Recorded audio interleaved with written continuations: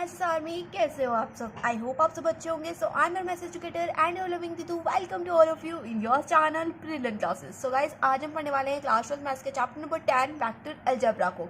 और इससे जस्ट पहले वाली वीडियो के अंदर हमने चैप्टर नंबर 12 को कम्प्लीटली कवर कर लिया है. और उसमें मैंने तुम्हें बोला भी था कि इसके बाद में जो नेक्स्ट वीडियो आएगी वो चैप्टर नंबर 10 पे आएगी. तो तुम्हारा इंतजार अब खत्म होता है. चैप्टर नंबर 10 पे हम वीडियो ला चुके हैं. तो देखो, तो चैप्टर नंबर 10 क्या है? Vector algebra. तो पहले तो हम देखेंगे कि वेक्टर होता क्या है, और उससे पहले देखेंगे कि वेक्टर के दूसरे भाई का नाम क्या है. ठीक है, तो पहली जो हमारे टॉपिक आता है वो है फिजिकल क्वांटिटी. तो फिजिकल क्वांटिटी जो होती है ना, वो टू टाइप्स की होती है. पहली होती है स्केलर, ठीक है, और जो दूसरी होती है वो होती है वेक्टर. ठीक है, तो वेक्टर के दूसरे भाई का नाम है स्केलर. ठीक है, अब मेरे को एक बात बताओ कि स्केलर क्वांटिटी क्या होती है और वेक्टर क्वांटिटी क्या होती है. तो ये हमने क्लास 11 में फिजिक्स में भी पढ़ा हुआ होगा, है ना. तो स्केलर वेक्टर का फंडा तो हमने वहाँ पर पढ़ा हुआ था. अगर तुम्हें याद नहीं है तो मैं ये नहीं कहने वाली कि तुम क्लास 11 की फिजिक्स की कोई वीडियो देख लेना. ऐसा नहीं बोलूँगी, यहीं पे बताने वाली हूँ. तो स्केलर क्वांटिटी क्या होती है? जिसका मैग्नीट्यूड होता है. तो जिसके अंदर मैग्नीट्यूड हो वो तो क्या होता है? हमारा स्केलर. ठीक है, मैग्नीट्यूड हो उसको हम बोल देंगे स्केलर. और वेक्टर किसे बोलेंगे? जिसमें मैग्नीट्यूड भी हो और डायरेक्शन भी हो. ठीक है, अब तुम बोलोगे दीदी मैग्नीट्यूड क्या होता है? भाई डायरेक्शन तो हमें पता चल गया कि डायरेक्शन क्या होता है, लेकिन हमें ये नहीं पता कि मैग्नीट्यूड क्या होता है. तो मैग्नीट्यूड हम किसको बोलेंगे? तो मैं एक एग्जांपल लेती हूँ कि जैसे कि मेरी हाइट है 5 फीट 4 इंचेस, है ना. तो ये क्या हो जाएगा? मेरा मैग्नीट्यूड हो जाएगा, है ना. 5 फीट 4 इंचेस क्या है? मेरा मैग्नीट्यूड है. अब मुझे एक बात बताओ, तो जैसे मैंने बोला कि स्केलर जो क्वांटिटी होती है वो सिर्फ मैग्नीट्यूड पे डिपेंड करती है, टाइम पे डायरेक्शन पे डिपेंड नहीं करती. और जो वेक्टर क्वांटिटी होती है वो मैग्नीट्यूड पे भी डिपेंड करती है और डायरेक्शन पे भी डिपेंड करती है. तो तुम बोलोगे कि दीदू फिर स्केलर क्वांटिटी मैग्नीट्यूड पे डिपेंड करती है तो डायरेक्शन पे डिपेंड क्यों नहीं करती? तो मैं एक बात पूछती हूँ तुमसे कि मान लो कि तुम्हारी जो हाइट है इंडिया के अंदर वो है 5 फुट 4 इंचेस. तो क्या तुम कनाडा में जाके तुम्हारी हाइट जो है 6 फुट 7 इंचेस हो जाएगी? नहीं होगी ना, 5 फुट 4 इंचेस ही रहेगी. तुम कनाडा में चले जाओ, तुम ऑस्ट्रेलिया चले जाओ, तुम अफ्रीका चले जाओ, चाहे तुम अमेजन के जंगलों में चले जाओ, तुम्हारी हाइट 5 फीट 4 इंचेस ही रहने वाली है ना. डायरेक्शन के साथ तुम्हारी हाइट जो है चेंज नहीं होगी. तो इसका क्या मतलब हुआ? इसी क्वांटिटी को हम बोल देंगे स्केलर क्वांटिटी, जिसमें मैग्नीट्यूड के का कोई डिफरेंस नहीं आता. मतलब अगर डायरेक्शन किस भी साइड हो जाए मैग्नीट्यूड में कोई डिफरेंस नहीं आता, वो सेम रहता है ना. तो उसको हम बोल देंगे स्केलर क्वांटिटी, जिसमें हमें मैग्नीट्यूड की जरूरत होती है, डायरेक्शन की कोई जरूरत नहीं है. डायरेक्शन चाहे किस भी तरफ जाओ हमारा मैग्नीट्यूड हमेशा सेम रहेगा. उसको हम बोल देंगे स्केलर क्वांटिटी. अब आती है वेक्टर क्वांटिटी. तो वेक्टर क्वांटिटी में मैग्नीट्यूड डायरेक्शन पे डिपेंड क्यों करता है? तो जैसे कि मैंने मान लिया कि मेरे पास एक कार है ना. तो कार है सेकंड हैंड, है ना. बजट कम है तो कार सेकंड हैंड है. तो सेकंड हैंड कार है, तो उसका मेरे को क्या हुआ, मैं शॉपिंग करने जा रही थी, वापस आई तो गेट के बाहर भाई कार जो है ख़राब हो गई. अब कार ख़राब हो गई तो मैंने सेल्फ स्टार्ट करने की कोशिश की, नहीं हुई. भाई सेकंड हैंड कार थी, उसने बोल दिया कि देवी मुझे माफ़ करो, नई कार ले लो, मेरे को बख्श दो, अब मैं स्टार्ट नहीं होंगी, है ना. तो मैंने सोचा चल धक्का मार के इसको घर के अंदर तो लेके जाएं. तो मैंने क्या किया, उसके ऊपर मेरे को कार बनानी नहीं आती पहले तो मैं बना रही हूँ ट्रक सा. तो देखो, है ना. तो मैंने क्या किया, इसको पुश किया मैंने घर की तरफ. मेरा घर जो है रोड से लेफ्ट साइड पे है ना. मेरा जो घर है, ये मेरा कोई घर है, ये रोड से लेफ्ट साइड पे है ना. तो रोड से लेफ्ट साइड पे है, तो मैंने क्या किया, ये जो स्टेयरिंग था कार के अंदर, इसको मैंने क्या किया, लेफ्ट साइड पे घुमाया पहले तो, है ना. और इसके ऊपर मैंने फोर्स लगाया, स्टेयरिंग को घुमाया मैंने लेफ्ट साइड में. और मैंने फोर्स कितना लगाया? मैंने फोर्स लगाया तो मान लो 70 न्यूटन का. अब जो है फोर्स की जो यूनिट होती है वो न्यूटन होती है. ये न्यूटन है, ये आइजैक न्यूटन नहीं है. न्यूटन जो है फोर्स की यूनिट होती है ना. और ये न्यूटन जो है आइजैक न्यूटन के नाम से ही रखा हुआ है वैसे तो ये जो न्यूटन है ये क्या है? यूनिट ऑफ फोर्स है. तो मैंने 70 न्यूटन का फोर्स लगाया इस कार के ऊपर. लग तो वैसे ट्रक रहा है पर तुम कार समझ लो इसे, है ना. तो 70 न्यूटन का मैंने इस पर फोर्स लगाया. तो ये जो फोर्स था ये तो हो गया हमारा मैग्नीट्यूड, है ना. अब मैंने क्या किया, मेरा घर था लेफ्ट साइड में, तो मैंने स्टेयरिंग को घुमाया लेफ्ट साइड में. तो ये जो स्टेयरिंग को मैंने लेफ्ट साइड में घुमाया वो हो गई इसकी डायरेक्शन. अब मैं मान लो अगर मैं स्टेयरिंग को घुमाती नहीं तो क्या कार जो घर के अंदर जाती? बिल्कुल भी नहीं जाती. क्या पता आगे खाई हो तो खाई में कूद जाती, है ना. तो इतनी प्यारी कार है, मैंने खाई में थोड़ी ना कूदानी है. तो मैंने क्या किया, स्टेयरिंग को घुमाया लेफ्ट साइड में. तो मैंने क्या किया, डायरेक्शन सेट की मैग्नीट्यूड के साथ में. मैंने क्या किया, डायरेक्शन सेट की.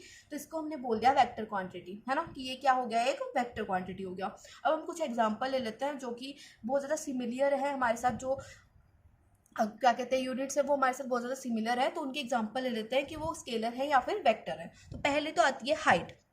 अब मैंने जैसे कि तुम्हें बोला था कि हाइट क्या होती है, स्केलर होती है, ये डायरेक्शन पे डिपेंड नहीं करती कि तुम्हारी हाइट अगर कोलकाता में 5 फुट 3 इंच है तो क्या कहते हैं चेन्नई में जाके तुम्हारी हाइट चेंज हो जाएगी, ऐसा कुछ नहीं होगा, हाइट सेम ही रहेगी। तो हाइट क्या हो गई, एक स्केलर क्वांटिटी हो गई। उसके बाद में हो गया लेंथ, लेंथ भी क्या होती है, स्केलर क्वांटिटी होती है, लेंथ हमेशा सेम ही रहेगी। मास, अब तुम्हारा वेट अगर चंडीगढ़ में 40 किलो है तो तुम्हारा वेट कहीं और जाओगे, पंजाब में जाओगे या फिर कहीं गुजरात में चले गए तब भी तो 40 किलो ही रहेगा कि वहाँ पे 60 किलो हो जाएगा, ऐसा तो नहीं होगा ना। तो मास भी क्या होगा, सेम रहेगा। लेंथ, मास, टाइम, टाइम भी क्या रहता है, सेम रहता है, बस मतलब डायरेक्शन का इसके ऊपर फर्क नहीं पड़ रहा, ठीक है। टेम्परेचर, टेम्परेचर भी जो है हमारा स्केलर है, एरिया भी हमारा स्केलर है, वॉल्यूम भी हमारा स्केलर है, और वर्क डन भी हमारा स्केलर है। ऐसी बहुत सारी क्वांटिटीज़ हो सकती हैं, अगर लिखने बैठेंगे ना तो पूरा दिन चला जाएगा, ठीक है। तो देखो मैंने कुछ एग्जांपल्स तुम्हें दे दिए हैं। अब वेक्टर के लिए हमारे पास कौन कौन सी है, एक तो हो गया फोर्स, फोर्स क्या होता है, वेक्टर होता है। डिस्प्लेसमेंट, डिस्प्लेसमेंट में क्या होता है, वेक्टर क्वांटिटी होती है। डिस्प्लेसमेंट में तो हमें वो चाहिए भी होता है ना, स्पेलिंग गलत लिख दी थी मैंने शायद, था ना। एक्सेलरेशन, एक्सेलरेशन भी हमारा स्केलर होता है। और क्या हो गया, वेलोसिटी भी हमारा स्केलर होता है, सॉरी वेक्टर होता है। एक्सेलरेशन भी वेक्टर होता है और वेलोसिटी भी वेक्टर होता है। और बस इतना ही है, बाकी के और भी हो सकते हैं, कोई और एग्जांपल्स भी हो सकते हैं। तो यहाँ पर हमारी फिजिकल क्वांटिटी हो गई, एक तो होती है स्केलर और दूसरी होती है वेक्टर, ठीक है। तो वेक्टर हमने पढ़ लिया, तो हमें इस चैप्टर के अंदर वेक्टर पढ़ना है, स्केलर का कोई काम नहीं है। तो देखो पहले हम देखेंगे इसका रिप्रेजेंटेशन, कि वेक्टर को रिप्रेजेंट कैसे करते हैं, रिप्रेजेंटेशन ऑफ वेक्टर्स, है ना, वेक्टर्स को रिप्रेजेंट कैसे करते हैं। तो पहले तो हम देखते हैं, ये लाइन क्या लो, वेक्टर को रिप्रेजेंट करते हैं लाइन का लो, है ना। ये जो लाइन है इसको बोलते हैं डायरेक्टेड लाइन। ये इस साइड भी हो सकती है, इसकी डायरेक्शन दूसरी साइड भी हो सकती है, लाइन की डायरेक्शन इधर भी हो सकती है इधर भी हो सकती है, इसको हम बोल देते हैं डायरेक्टेड लाइन। और जो वेक्टर होता है वो क्या होती है, एक लाइन ही होती है, मतलब वेक्टर को क्या कह सकते हैं कि वेक्टर क्या है, एक डायरेक्टेड लाइन है ना। तो ये जो लाइन होती है, मैं यहाँ पर इसको बड़ा करके लिख बता रही हूँ आपको, ये जो लाइन है ना। तो ये पॉइंट मैंने मान लिया कि ये क्या है, ए पॉइंट है, और ये क्या है, बी पॉइंट है। तो इस ए पॉइंट को हम बोलेंगे इनिशियल पॉइंट। ये ए पॉइंट क्या है, इनिशियल पॉइंट है, और ये क्या है, ये है हमारा टर्मिनल पॉइंट। ये जो केप वाला पॉइंट होता है इसको हम बोलते हैं टर्मिनल पॉइंट, और इसको हम बोल देते हैं इनिशियल पॉइंट, ठीक है। तो अब इसको हम रिप्रेजेंट कैसे करेंगे, ये क्या है, ये लाइन, हमने क्या बोला कि लाइन क्या होती है, वेक्टर होती है। तो इसको हम रिप्रेजेंट कर सकते हैं या तो ए बी वेक्टर से, ए बी, इसके ऊपर हमने ये लगा दिया वेक्टर साइन, ये होता है वेक्टर साइन। या तो मैं इसे ए बी वेक्टर से रिप्रेजेंट कर सकते हैं, या फिर अगर मैं इसको मान लूँ ए वेक्टर, इसको मैं मान लूँ कि क्या है, लेंथ क्या है, ए वेक्टर है, तो इसको हम रिप्रेजेंट कर सकते हैं ए वेक्टर से। तो ये तो हो गया हमारा रिप्रेजेंटेशन ऑफ वेक्टर, या तो हम इसे ए बी वेक्टर से रिप्रेजेंट करें या फिर ए वेक्टर से रिप्रेजेंट करें। वेक्टर साइन लगाना है, अगर जब भी तुम वेक्टर लिख रहे हो तो तुम्हें क्या करना है, वेक्टर साइन लगाना है। और ये इनिशियल पॉइंट होता है, ये जो पॉइंट है इनिशियल पॉइंट है, और ये टर्मिनल पॉइंट है। अब नेक्स्ट टॉपिक आता है हमारे पास मैग्नीट्यूड ऑफ वेक्टर। तो मैग्नीट्यूड ऑफ वेक्टर क्या होता है, तो जो वेक्टर का मैग्नीट्यूड होता है वो क्या होता है, लेंथ होती है डायरेक्टेड लाइन की। मैग्नीट्यूड हम किसे बोलते हैं, length of the directed line, length of the directed line. Directed line की जो लेंथ होती है उसी को हम बोल देते हैं मैग्नीट्यूड, है ना। तो यहाँ पर ये डायरेक्टेड लाइन क्या है, ये है ना, ये डायरेक्टेड लाइन है, तो इसकी जो लेंथ होगी उसी को हम क्या बोलेंगे, मैग्नीट्यूड बोलेंगे, ठीक है। तो जैसे कि मैंने मान लिया ये कोई मेरी डायरेक्टेड लाइन है, इसकी लेंथ है 2, तो यहाँ पर मैग्नीट्यूड क्या हो गया, इसका मैग्नीट्यूड हो गया 2, ठीक है। अब मैग्नीट्यूड को रिप्रेजेंट कैसे करते हैं, इसको हम रिप्रेजेंट करते हैं, या तो तुम इसे रिप्रेजेंट कर सकते हो ए बी वेक्टर के मोड से। Mod of A B vector हो जाएगा magnitude of A B vector. A B vector क्या है, ये तो वेक्टर है भाई, ए बी वेक्टर तो वेक्टर है, और ये हमने लगा दिया इसके दोनों साइड में मोड। तो मोड का साइन क्या रिप्रेजेंट करता है, मैग्नीट्यूड को। या फिर हम इसको ऐसे भी लिख सकते हैं, ए वेक्टर का मैग्नीट्यूड। तो मैग्नीट्यूड ऑफ ए वेक्टर हमें समझ में आ गया, और magnitude of A B vector में हमें समझ में आ गया कि लेंथ ऑफ डायरेक्टेड लाइन क्या होती है, मैग्नीट्यूड होती है। अब नेक्स्ट टॉपिक आता है हमारा पोजिशन वेक्टर। तो देखो पोजिशन वेक्टर क्या होता है, तो पहले मैं बना लेती हूँ एक 3D प्लेन। तो 3D प्लेन कैसा होता है, कुछ ऐसा दिखता है भाई, 3D प्लेन ऐसा होता है ना। ये होती है हमारी वाई एक्सिस, ये होती है हमारी एक्स एक्सिस, और ये होती है भाई जेड एक्सिस। मैंने यहाँ पर कोई वेक्टर लिया, ये मैंने कोई वेक्टर लिया, और ये कोई मेरा पॉइंट है पी। पी पॉइंट की वैल्यू है 1 2 3, है ना, एक्स वाई जेड, और एक्स की वैल्यू 1, वो समझ में आ गया ना, एक्स की वैल्यू 1 है, वाई की 2 है, और जेड की 3 है, ठीक है। अब देखो ये जो पॉइंट है, ये पॉइंट है ओरिजिन, इस पॉइंट को हम लिख सकते हैं 0,0,0 पॉइंट, है ना। और ये हमारा कोई पी पॉइंट है। तो पहली एक बात याद रखनी कि जो पोजीशन वेक्टर होता है वो हम किसी पॉइंट के लिए निकाल सकते हैं। तो मैं यहाँ पर निकाल रही हूँ पी पॉइंट के लिए पोजीशन वेक्टर। तो पी पॉइंट के लिए हम पोजीशन वेक्टर निकालेंगे तो ये जो लेंथ है बीच की, इसको हम डिनोट कर सकते हैं आर वेक्टर से। ठीक है, इस लेंथ को मैंने डिनोट कर दिया कि क्या है, आर वेक्टर है।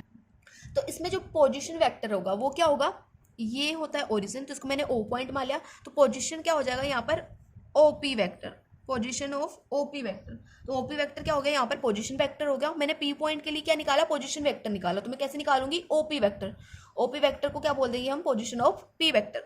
तो ओपी वेक्टर को हम क्या कर सकते हैं, इक्वल लिख सकते हैं आर वेक्टर के, क्योंकि ये आर वेक्टर के इक्वल है ना, लेंथ तो आर है, तो हम आर वेक्टर के इसको इक्वल भी लिख सकते हैं। अब मैं अगर निकालूं मैग्नीट्यूड ऑफ पोजीशन वेक्टर, अब मुझे कोई बोले कि आप मैग्नीट्यूड निकाल दो पोजीशन वेक्टर का, तो पोजीशन वेक्टर का मैग्नीट्यूड क्या होगा, पोजीशन वेक्टर का मैग्नीट्यूड होगा mode of OP vector. Mode of OP vector होगा, या फिर हम इसको ऐसे भी लिख सकते हैं मोड ऑफ आर वेक्टर, है ना, क्योंकि ओपी क्या है, इक्वल है आर वेक्टर के। तो मोड ऑफ ओपी वेक्टर भी लिख सकते हैं, मोड ऑफ आर वेक्टर भी लिख सकते हैं।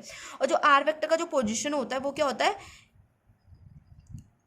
Root of X square plus Y square plus Z square. ये हमेशा याद रखना है कि आर वेक्टर का जो मैग्नीट्यूड होता है वो होता है, मतलब जो पोजीशन वेक्टर होता है आर वेक्टर का, वो होता है X square plus Y square plus Z square. ठीक है, ये आगे समझ में। अब नेक्स्ट टॉपिक आता है हमारे पास direction cosine and direction ratios. Direction cosine और डायरेक्शन रेशियोज, तो ये जो है तुम्हें याद रखना है क्योंकि ये चैप्टर नंबर 11 में भी आने वाला है, तो इंपॉर्टेंट टॉपिक है, इसको ध्यान से समझना। तो डायरेक्शन रेशियो और डायरेक्शन कोसाइन समझने से पहले हम फिर से बनाएंगे एक प्लेन। तो मैं यहाँ पर एक 3D प्लेन बना रही हूँ। ये है वाई एक्सिस, ये है एक्स एक्सिस और ये है जेड एक्सिस। यहाँ पर हम एक पोजीशन वेक्टर ड्रॉ करेंगे। तो ये मैंने कोई पॉइंट पी ले लिया, ये है हमारा position vector, OP position vector है। ठीक है, तो मैंने माना कि जो पोजीशन वेक्टर है वो एक्स एक्सिस के साथ में बना रहा है अल्फा एंगल, है ना, एक्स एक्सिस के साथ उसने बनाया अल्फा एंगल, पोजीशन वेक्टर ने वाई एक्सिस के साथ बनाया बीटा एंगल, और पोजीशन जो वेक्टर है उसने जेड एक्सिस के साथ बनाया गामा एंगल, है ना, ये हो गया गामा एंगल। ठीक है, यहाँ तक बात समझ में आ गई। तो जो यहाँ पर अल्फा बीटा और गामा है, इसको हम बोल देंगे, अल्फा बीटा गामा को हम बोल देंगे कि ये क्या है, ये है direction angle. Gamma alpha beta क्या है, यहाँ पर डायरेक्शन एंगल है। और अगर यहाँ पर मैं इसके साथ कोस जोड़ दूँ, मतलब यहाँ पर मैं इसको लिख दूँ कोस अल्फा, या तो इसको कोस अल्फा लिख दो, कोस बीटा लिख दो, या कोस गामा लिख दो। अल्फा ऐसा होता है ना, कोस alpha cos beta cos gamma, तो इसको हम बोल देंगे डायरेक्शन कोसाइन, है ना। कोसाइन का क्या मतलब होता है, कोसाइन का मतलब होता है कोस। तो डायरेक्शन कोसाइन क्या हो जाएगा, अगर ये तो डायरेक्शंस थी, डायरेक्शन एंगल्स थे, अगर इनके साथ में हम कोस लगा दें तो ये बन जाएंगे डायरेक्शन कोसाइंस। तो अब आगे देखो, अगर मैं जो ये पी वेक्टर है इसको मैं इसके साथ ज्वाइन कर दूँ, एक्स के एक्सिस के साथ मैंने इसको ज्वाइन किया और इस लेंथ को मैंने ले लिया कि ये क्या है, वाई है। और ये ओपी वेक्टर की जो लेंथ थी इसको हम आर वेक्टर भी लिख सकते हैं, है ना, इसको हम आर भी लिख सकते हैं, लेंथ को आर भी लिख सकते हैं ना। और इसको मैंने मान लिया कि ये क्या है, एक्स है, ये जो लेंथ है ये क्या है, एक्स है, और ये वाई है। तो अब यहाँ पर मेरे पास अगर मैं निकालूं कोस अल्फा, अगर मैं कोस अल्फा निकालूं तो कोस अल्फा क्या हो जाएगा मेरे पास, कोस अल्फा क्या होता है, base upon hypotenuse. Cos alpha base upon hypotenuse होता है ना। तो यहाँ पर बेस क्या है, बेस है एक्स, और हाइपोटेनियस क्या है, आर। तो कोस अल्फा हो जाएगा मेरे पास एक्स अपॉन आर, मतलब कोस अल्फा आ जाएगा मेरे पास एक्स अपॉन आर। और अगर मैं निकालूं यहाँ से कोस बीटा, तो कोस बीटा क्या हो जाएगा, ऐसे ही कोस बीटा हो जाएगा मेरे पास वाई अपॉन आर, है ना। और कोस गामा हो जाएगा मेरे पास जेड अपॉन आर। ठीक है, cos alpha cos beta cos gamma मेरे पास आ गए। तो यहाँ से हम कोस अल्फा को लिख सकते हैं, मैंने मान लिया कि कोस अल्फा क्या है, एल है, कोस बीटा क्या है, एम है, और कोस गामा क्या है, एन है। ठीक है, हर जगह पर हम इन्हें एल एम एन ही मानेंगे, मतलब इसको पूरा थोड़ी नहीं लिखेंगे। अब कोस alpha cos beta cos gamma लिखेंगे तो थोड़ा लेंथी बढ़ जाएगा, तो इसको हमने मान लिया कि ये क्या है, एल एम एन है ना। सो डायरेक्शन कोसाइन समझ में आ गया। डायरेक्शन कोसाइन क्या होते हैं, कोस alpha cos beta cos gamma क्या है, डायरेक्शन कोसाइन है, और इनको हम एल एम एन से भी डिनोट कर सकते हैं। अब जो नेक्स्ट आता है वो आता है डायरेक्शन रेशियोज, कि डायरेक्शन रेशियोज क्या होते हैं। तो डायरेक्शन रेशियोज क्या होते हैं, तो ये होते हैं numbers, they are the numbers proportional to the direction cosine. मैंने क्या बोला कि ये नंबर होते हैं, कुछ नंबर होते हैं जो क्या होते हैं, प्रोपोर्शनल होते हैं डायरेक्शन कोसाइन के। अब नंबर कौन कौन से होते हैं, नंबर हमने मान लिया कि ये क्या है, ए बी और सी है, तो ये ए बी सी है जो क्या है, प्रोपोर्शनल है डायरेक्शन कोसाइन के, मतलब such that A upon L, L क्या है यहाँ पर, कोस अल्फा है ना, इज इक्वल टू हो गया बी अपॉन एम और इज इक्वल टू हो गया सी अपॉन एन। प्रोपोर्शनल का मतलब क्या है, डिवाइड में, मतलब है ना रेशियो होते हैं ये इनके। तो क्या हो गया कि डायरेक्शन रेशियो क्या होते हैं, ये कोई नंबर होते हैं जो प्रोपोर्शनल होते हैं डायरेक्शन कोसाइंस के। ठीक है, अब मैं यहाँ से एल की वैल्यू मुझे पता है कि एल क्या होता है, एल होता है हमारा कोस अल्फा है ना। तो कोस अल्फा की क्या वैल्यू होती है, एक्स अपॉन आर होती है ना। तो यहाँ से हम इसको क्या लिख सकते हैं, एक्स की वैल्यू क्या आ जाएगी, यहाँ से अगर हम आर को साइड भेजें तो एक्स इक्वल टू हो जाएगा एल आर है ना। तो ये X equal to L R क्या है, ए है, और अगर y इक्वल्स टू जो एम आर आएगा वो क्या हो जाएगा हमारा b हो जाएगा, और z is equals to N R, ये क्या हो जाएगा हमारा c। ये क्या आ गया हमारे पास डायरेक्शन रेशियोज। ठीक है, तो यहाँ से हम लिख सकते हैं कि a की वैल्यू होती है एल आर, b की वैल्यू होती है एम आर और c की वैल्यू होती है एन आर, और ये हो गए हमारे डायरेक्शन रेशियोज। डायरेक्शन रेशियोज क्या होते हैं, नंबर्स होते हैं जो प्रोपोर्शनल होते हैं डायरेक्शन कोसाइंस के। ये चीज़ तुम्हें याद रखनी है। अब इसके बाद में एक पॉइंट आता है, अब वो पॉइंट क्या है, L square plus M square plus N square क्या होता है, इक्वल होता है 1 के। ठीक है, जो डायरेक्शन कोसाइंस होते हैं उनका जो स्क्वायर होता है वो इक्वल होता है 1 के, और ये हमेशा सेम रहता है, हमेशा याद रखना है। ये जो पॉइंट है आपको याद रखना है। अब इसका मैं प्रूफ करवाऊँ कि ये इक्वल टू 1 कैसे होता है। तो ये 1 के इक्वल कैसे होता है ना, अगर मैं एल स्क्वायर की वैल्यू निकालूँ तो एल क्या माना था मैंने, एल मैंने लिया था एक्स आर, तो यहाँ पर क्या हो जाएगा एक्स बाई आर का स्क्वायर, एल स्क्वायर था ना एक्स बाई आर का स्क्वायर, और हमारे पास जो एम होगा, एम क्या होगा हमारे पास Y square, Y by R, तो वाई बाई आर का स्क्वायर प्लस में जेड बाई आर का स्क्वायर। ठीक है, अब यहाँ इसको हम ऐसे ब्रेक करके लिख सकते हैं ना, X square upon R square, ऐसे लिख सकते हैं, प्लस में वाई स्क्वायर अपॉन में आर स्क्वायर प्लस में जेड स्क्वायर अपॉन में आर स्क्वायर। ठीक है, अब मैं इसका अगर एलसीएम लूँ तो मेरे पास एलसीएम क्या आएगा, तीनों जगह पे आर स्क्वायर, तो भाई आर स्क्वायर ही आएगा मेरा एलसीएम। तो आर स्क्वायर आ गया, और यहाँ पे मैं लिख दूंगी X square plus Y square plus में जेड स्क्वायर, और ये हो गया नीचे आर स्क्वायर। अब मैंने तुम्हें एक फॉर्मूला बताया था, एक रिमार्क ही बताया था, आर इक्वल्स टू क्या होता है, आर इक्वल्स टू होता है एक्स स्क्वायर प्लस में वाई स्क्वायर प्लस में जेड स्क्वायर। आगे पहले वाले पेज पे पढ़ा था कि जो मैग्नीट्यूड ऑफ आर वेक्टर होता है वो क्या होता है, X square plus Y square plus Z square. इसको हम आर से भी रिप्रेजेंट कर सकते हैं। ठीक है, तो मैं यहाँ पर आर स्क्वायर की जगह पे, ये आर की जो वैल्यू है इसको मैं आर स्क्वायर की जगह पे लिख दूंगी और उसका स्क्वायर कर दूंगी, मतलब इस वैल्यू का स्क्वायर कर देंगे तो हमारे पास आर स्क्वायर आ जाएगा। तो यहाँ पर क्या हो जाएगा, एक्स स्क्वायर प्लस में वाई स्क्वायर प्लस में Z square is equal to R. R की वैल्यू क्या है, root of X square plus में वाई स्क्वायर प्लस में जेड स्क्वायर का, यहाँ पर स्क्वायर लग रहा है ना, इसका होल स्क्वायर। अब स्क्वायर से रूट कैंसिल हो जाता है, भाई रूट जो है स्क्वायर को खा जाता है, तो हमारे पास बचेगा यहाँ पर एक्स स्क्वायर प्लस में वाई स्क्वायर प्लस में जेड स्क्वायर अपॉन में एक्स स्क्वायर प्लस में वाई स्क्वायर प्लस में जेड स्क्वायर। तो ये जो है कैंसिल हो जाएगा, हमारे पास आ जाएगा 1। तो यहाँ पे मैंने क्या निकाला, L square plus M square plus N square क्या हो गया, 1 हो गया। तो यहाँ पर ये प्रूव हो गया। ठीक है, तो यहाँ पर हमने पॉइंट्स भी पढ़ लिया। अब हमारे पास आता है टाइप्स ऑफ वेक्टर। तो वेक्टर कितने टाइप के होते हैं, तो टोटली जो है 7 टाइप्स के होते हैं आई थिंक। तो अब हम पढ़ेंगे टाइप्स ऑफ वेक्टर। तो देखो टाइप्स ऑफ वेक्टर में जो फर्स्ट टाइप आता है वो आता है जीरो वेक्टर का। इसको हम नल वेक्टर भी बोल सकते हैं, एम्प्टी वेक्टर भी बोल सकते हैं। अब जो जीरो वेक्टर होता है इसमें जो मैग्नीट्यूड होता है, इसका जो मैग्नीट्यूड होता है वो तो क्या होता है, जीरो होता है। ठीक है, और जीरो वेक्टर हम किसे बोलेंगे, जिसका जो इनिशियल पॉइंट है और जो टर्मिनल पॉइंट है वो क्या हो, एक ही हो, मतलब वो कोइंसिडेंट हो। जैसे कि ये मेरे पास कोई वेक्टर है ए मान लिया है ना, इसका जो इनिशियल पॉइंट है ए है और जो फाइनल पॉइंट या फिर टर्मिनल पॉइंट है वो बी है। तो इसमें क्या है, इनिशियल पॉइंट भी सेम है और फाइनल पॉइंट भी सेम है। तो इसका मतलब क्या होगा, इसका मैग्नीट्यूड क्या होगा, मैग्नीट्यूड क्या होती है, वेक्टर की लेंथ होती है। तो इसमें कोई लेंथ है ही नहीं, एक ही पॉइंट क्या है, इनिशियल भी और टर्मिनल भी है, तो इसको हम बोल देंगे कि ये क्या है, एक जीरो वेक्टर है। अब जो सेकंड टाइप आता है वो आता है यूनिट वेक्टर। अब यूनिट वेक्टर क्या होता है, तो यूनिट वेक्टर वो होता है जिसका मैग्नीट्यूड क्या हो, 1 हो, जिसका मैग्नीट्यूड 1 हो उसको हम बोल देंगे कि वो क्या है, यूनिट वेक्टर है। ठीक है, अब इसको हम डिनोट कैसे कर सकते हैं, तो इसको हम डिनोट करते हैं ए कैप से। तो यूनिट वेक्टर को हम डिनोट करते हैं ए कैप से, और यूनिट वेक्टर बोलते हैं किसको है, जिसका मैग्नीट्यूड 1 होता है। इसके बाद में आता है हमारे पास कोलिनियर वेक्टर। अब कोलिनियर वेक्टर कौन होता है भाई, तो कोलिनियर वेक्टर क्या होता है, जो कि पैरेलल हो। पैरेलल वेक्टर को हम बोल देंगे कोलिनियर वेक्टर, कोलिनियर वेक्टर, है ना। तो पैरेलल वेक्टर हो जाएगा हमारा कोलिनियर वेक्टर। तो जैसे कि हम एग्जांपल है, ये है मेरा कोई ए वेक्टर और ये कोई दूसरा है बी वेक्टर, तो ये क्या हो जाएंगे, हमारे कोलिनियर हो जाएंगे।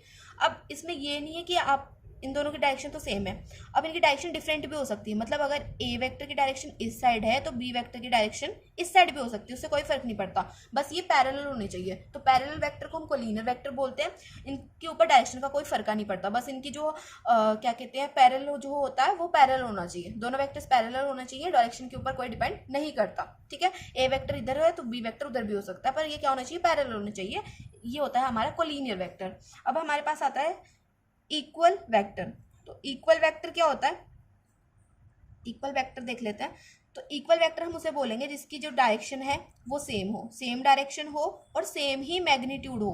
मतलब डायरेक्शन भी सेम होनी चाहिए भाई और मैग्नीट्यूड भी सेम होना चाहिए, तो उसी को हम बोलेंगे इक्वल वेक्टर। जैसे कि अगर डायरेक्शन ए वेक्टर की डायरेक्शन इधर है तो बी वेक्टर की डायरेक्शन भी इधर ही होनी चाहिए, है ना। ए वेक्टर की जो मैग्नीट्यूड है, मैग्नीट्यूड मतलब इसकी लेंथ, अगर ये 2 है तो बी वेक्टर की भी 2 ही होनी चाहिए, उसको हम बोल देंगे इक्वल वेक्टर। अब इसके बाद में आता है हमारे पास फिफ्थ वाला कोइनिशियल वेक्टर। अब कोइनिशियल वेक्टर क्या होता है, कोइनिशियल वेक्टर हम उसे बोलेंगे जिनमें जो इनिशियल पॉइंट है वो क्या हो, सेम हो।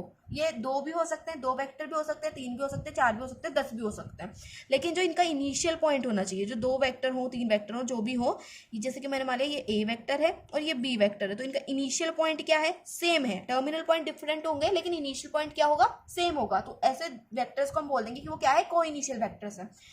अब जो हमारे पास सिक्स्थ आता है फ्री वेक्टर। तो सिक्स्थ हमारे पास जो टॉपिक है वो है फ्री वेक्टर, जो सिक्स्थ टाइप है वो है फ्री वेक्टर। अब फ्री वेक्टर क्या होता है, अब देखो फ्री बंदा क्या होता है, कहीं भी आ जा सकता है, कहीं भी घूम फिर सकता है ना, उसको हम बोल देंगे फ्री बंदा, है ना। अब तो फ्री वेक्टर क्या होता है, फ्री वेक्टर हम ऐसा वेक्टर होता है जिसका हम मैग्नीट्यूड चेंज किए बिना और उसकी क्या कहते हैं,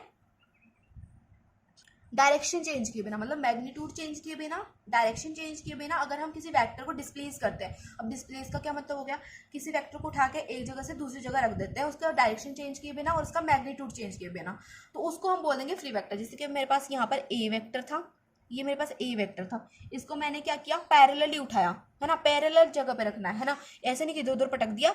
तो ए वेक्टर को मैंने उठा के लिख दिया इधर, ए वेक्टर को उठा के रख दिया इधर, इसकी डायरेक्शन चेंज नहीं हुई, इसका मैग्नीट्यूड चेंज नहीं हुआ, तो इसका क्या मतलब हुआ, ये हो गया फ्री वेक्टर। तो ऐसे वेक्टर्स को हम बोलेंगे फ्री वेक्टर, जिसको आप उठा के एक जगह से दूसरी जगह कर सकते हो, ठीक है।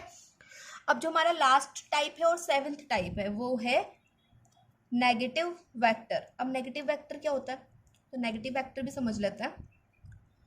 तो जिसमें मैग्नीट्यूड सेम हो लेकिन उसकी डायरेक्शन अपोजिट हो, उसको हम बोल देंगे नेगेटिव वेक्टर। मैग्नीट्यूड क्या होना चाहिए, मैग्नीट्यूड सेम होना चाहिए लेकिन उसकी डायरेक्शन क्या होती है, अपोजिट होती है, उसको हम बोल देते हैं नेगेटिव ऑफ वेक्टर। अब एग्जांपल ले लेते हैं, जैसे कि मेरे पास ए वेक्टर है ना, और कोई बी वेक्टर है, बी वेक्टर की डायरेक्शन इस साइड है ना। तो यहाँ पर क्या है, सॉरी ए वेक्टर नहीं, यहाँ पर ए वेक्टर ही आएगा, माइनस ऑफ ए वेक्टर आएगा। ए वेक्टर है और एक है हमारे पास माइनस ऑफ ए वेक्टर। तो यहाँ पर ए वेक्टर क्या है, इनका मैग्नीट्यूड सेम है ना, मतलब इनकी लेंथ सेम है ना, इनकी जो दोनों वेक्टर है इनकी लेंथ सेम है लेकिन इनकी डायरेक्शन अपोजिट है। ए वेक्टर इस साइड जा रहा है, B vector sorry minus A vector उस साइड जा रहा है। वही चीज़ है, वो नंबर लाइन पे होता था ना, ये हमारा कोई इनिशियल पॉइंट होता था 0, इधर होता था हमारे प्लस वाले टाइम जो नंबर्स होते थे, इधर होते थे माइनस वाले नंबर्स। तो इनमें क्या होता था, डायरेक्शन अपोजिट होती थी, है ना, मैग्नीट्यूड तो सेम ही होता था, है ना, इधर भी इन्फिनिटी तक जाता था, इधर भी इन्फिनिटी तक जाता था, है ना।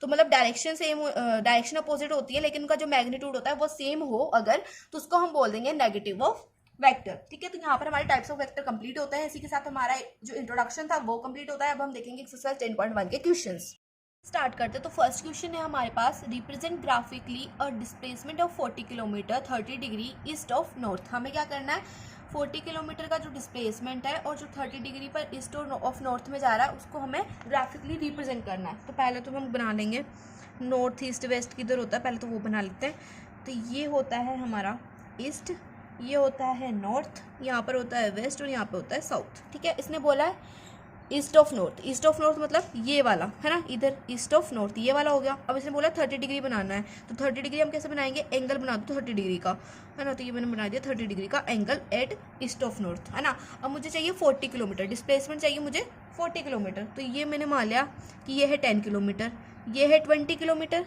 इसको थोड़ा सा और बड़ा कर लो, ये है 30 किलोमीटर, ये है 40 किलोमीटर। तो ये हमने जो लेंथ मान ली, ये मान ली 40 किलोमीटर। तो बस यहाँ पर तुम्हारा क्वेश्चन नंबर 1 कंप्लीट हो गया। बस इतना सही था। तुम्हें क्या करना था, 40 kilometre 30 degree east of north जो है रिप्रेजेंट करना था ग्राफ के ऊपर, वो हमने कर दिया। तो यहाँ पर हमारा क्वेश्चन नंबर 1 कंप्लीट हो गया। और मैं पहले बता दूँ, ऐसे वाले क्वेश्चन बहुत कम चांसेस है, 0.001 चांसेस है तुम्हारे बोर्ड में आएंगे। तो डिमोटिवेट नहीं कर रही हूँ, लेकिन इतने सिंपल क्वेश्चन नहीं आते हैं, ठीक है।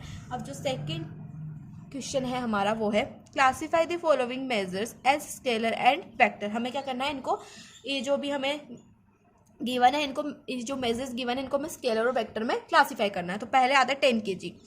अब 10 kg क्या है, यहाँ पे मास है ना, और मास क्या होता है, स्केलर होता है। इसमें सिर्फ हमें मैग्नीट्यूड चाहिए होता है, डायरेक्शन की कोई ज़रूरत नहीं होती, पहले भी पढ़ा था। यहाँ पर सेकंड क्वेश्चन है 2 मीटर नॉर्थ वेस्ट। 2 मीटर क्या हो गया, यहाँ पर लेंथ हो गई, और नॉर्थ वेस्ट क्या हो गया, यहाँ पर डायरेक्शन हो गई। नॉर्थ वेस्ट डायरेक्शन में है 2 मीटर, तो मतलब ये क्या हो गया, एक वेक्टर क्वांटिटी हो गई, है ना। इसमें डायरेक्शन भी है और मैग्नीट्यूड भी है, तो वेक्टर क्वांटिटी होगी। अब आ गया 40 डिग्री। तो 40 डिग्री तो एंगल आप चाहे ईस्ट में जाके बनाओ, आप अपनी कॉपी में 30 डिग्री का एंगल चाहे आपके घर के बेडरूम में बनाओ, चाहे आप बनाओ कहीं और पे, चाहे ड्राइंग रूम में जाके बनाओ, आपका जो एंगल 40 डिग्री का आने वाला है ना, दोनों ही कॉपियों में जो एंगल होगा वो सेम ही होगा। तो मतलब एंगल किधर भी जाके बनाओ वो सेम ही होने वाला है, तो डायरेक्शन का कोई फर्क नहीं आ रहा। तो ये हो गया स्केलर। अब 40 वोट। वोट किसकी यूनिट है, वोट होती है पावर की यूनिट। और पावर क्या होती है, पावर होता है हमारा वर्क डन अपॉन टाइम। तो वर्क डन क्या है, स्केलर क्वांटिटी है, टाइम भी स्केलर क्वांटिटी है। तो मतलब इनका जो हमें जो मिलेगा, इनको डिवाइड करके जो हमें मिलेगा वो भी तो क्या होगा, पावर भी तो एक स्केलर क्वांटिटी ही होगा। जब दोनों ही स्केलर है तो ये भी तो स्केलर होगा, मतलब 40 वोट भी क्या हो गया, स्केलर हो गया, मतलब पावर भी क्या है, एक स्केलर क्वांटिटी है। अब 10⁻⁻19 कूलम। अब ये क्या है, ये होती है हमारी यूनिट ऑफ चार्ज, ठीक है। 10.19 कूलम क्या है, यूनिट ऑफ चार्ज है। तो चार्ज क्या है, एक स्केलर क्वांटिटी है, तो ये भी हो जाएगा स्केलर, ठीक है। 20 मीटर पर सेकंड स्क्वायर। अब मीटर पर सेकंड स्क्वायर किसकी यूनिट होती है, ध्यान से सोचो, मीटर पर सेकंड स्क्वायर किसकी यूनिट होती है, ये होती है भाई एक्सेलरेशन की यूनिट। एक्सेलरेशन की यूनिट को होती है मीटर पर सेकंड स्क्वायर, ठीक है। तो एक्सेलरेशन क्या होता है हमारा, वेक्टर क्वांटिटी होता है, तो ये भी क्या हो गया, वेक्टर हो गया। तो इसको भी हमने बोल दिया भाई ये क्या है, वेक्टर है। तो यहाँ पर हमारा क्वेश्चन नंबर 2 भी कंप्लीट होता है। अब हम देखेंगे क्वेश्चन नंबर 3। क्वेश्चन नंबर 3 है classify following as a scalar and vector quantity. हमें क्या करना है, क्लासीफाई करना है इनको स्केलर और वेक्टर क्वांटिटी पर।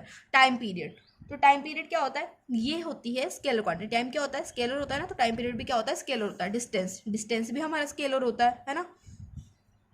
डिस्टेंस किस भी साइड में जाओ डायरेक्शन के हिसाब से डिपेंड नहीं करता, तो डिस्टेंस भी क्या होता है, स्केलर होता है। डिस्प्लेसमेंट जो है वेक्टर होता है, लेकिन डिस्टेंस क्या होता है, स्केलर होता है। फोर्स जो होता है हमारा वेक्टर क्वांटिटी होता है। अब फोर्स तुम किस साइड में लगाओगे वो तो डायरेक्शन पे डिपेंड करेगा ना, मैग्नीट्यूड डायरेक्शन पे डिपेंड करेगा। अब वेलोसिटी भी वेक्टर होती है। वर्क डन हमने पहले भी देखा था क्वेश्चन में, तो वर्क डन क्या होता है, स्केलर होता है, ठीक है। यह क्वेश्चन नंबर 3 भी कंप्लीट हो गया। अब हमें क्वेश्चन नंबर 4 गिवन है, in figure identify the following vectors. तो इस फिगर में हमें जो है वेक्टर्स को आइडेंटिफाई करना है। तो टाइप्स ऑफ वेक्टर का ही हमने जो पहले पार्ट पढ़ा था इंट्रोडक्शन में वही है। तो देखो पहला हमें निकालना है कोइनिशियल वेक्टर। तो कोइनिशियल वेक्टर होता क्या था, कोइनिशियल वेक्टर हम उस वेक्टर को बोलते थे जिसका इनिशियल पॉइंट क्या होता था, सेम होता था। कोई दो वेक्टर हो गए, उनका इनिशियल पॉइंट क्या हो, सेम हो, तो उसे हम बोल देते हैं कोइनिशियल वेक्टर। इसकी मतलब मैंने बी वेक्टर, तो इनका इनिशियल पॉइंट सेम है।